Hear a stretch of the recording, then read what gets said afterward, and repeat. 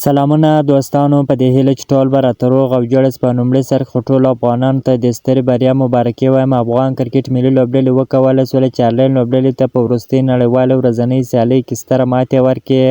په دغه لوبه کې افغان توپ اچوونکو یو ځل بیا ډېره زبردسته په زړه پورې توپ اچونه وکړله. په خاصه توګه محمد نبي عیسی ننګیالي خروټي وګورئ چې لومړۍ نړیوالې ورځنۍ لوبه او په لومړۍ لوبه کې 4 مهم لوبغاړي وسوځوله.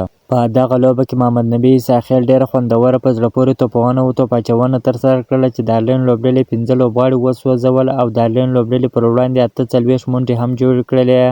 محمد نبي عیسی په 10 اورونو کې 12 منډې ورکړلې، 15 لوبغاړي وسوځول. داسې ننګیالي خروټي بیا 30 منډې په 9 اورونو کې ورکړلې، 4 لوبغاړي وسوځول.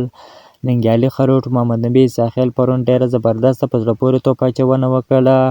فضل حق فاروقي یوازې یو لوبغاړی وسوځوي، نور لوبغاړي محمد نبي عیسی او ننګیالي خروټي وسوځوله. موږ همیشه غوښتنه کړې ده چې په لوبډله کې د ځوانانو ته ځای ورکول شي. ځوانانو ته چې کوم وخت په لوبډله کې ځای ورکول شوی دی نو خپل ځان یې ثابت کړی دی. ډېره ښه لوبه یې کړې ده.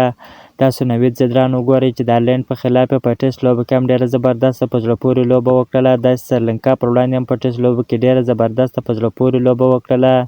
داسې عیسی رحیمي ته بیا هم چانس نه ورکوي. د سریلانکا پر وړاندې په وروستۍ 100 اوریزه لوبه کې واچوي، ډېره زبردسته په زړه پورې لوبه یې وکړله. داسې ننګیالي خروټي وګورئ چې ډېره زبردسته لوبه وکړله. په لومړۍ لوبه کې 4 لوبغاړي وسوځول. داسې غضنفر هم ډېره زبردسته په زړه پورې توپ اچونه کړې ده. په دغه لوبه کې افغان توپوهونکو هم ډېره خوندوره په زړه پورې توپونه وکړله چې محمد نبي عیسی 48 منډې جوړ کړلې، حشمت الله شاهدین 80 منډې جوړ کړلې، رحمان الله ګربز 50 منډې جوړ کړلې. داسې ابراهیم زدران بیا 22 منډې جوړ کړلې چې ډېره زبردسته په زړه پورې لوبه وکړله چې په وروستۍ لوبه کې آیرلینډ لوبډلې ته په 112 منډو په توپیر ستره ماته ورکړه. د افغانستان او آیرلینډ ترمنځ 3 نړیوالې 100 اوریزې لوبې هم ترسره کېږي چې لومړۍ نړیوالې 100 اوریزه لوبه د مارچ میاشتې پر 15مه نیټه ترسره کېږي، دویمه لوبه د مارچ میاشتې پر 18مه نیټه ترسره کېږي او وروستۍ لوبه د مارچ میاشتې پر 18مه نیټه په شارجه لوبغاړي کې ترسره کېږي.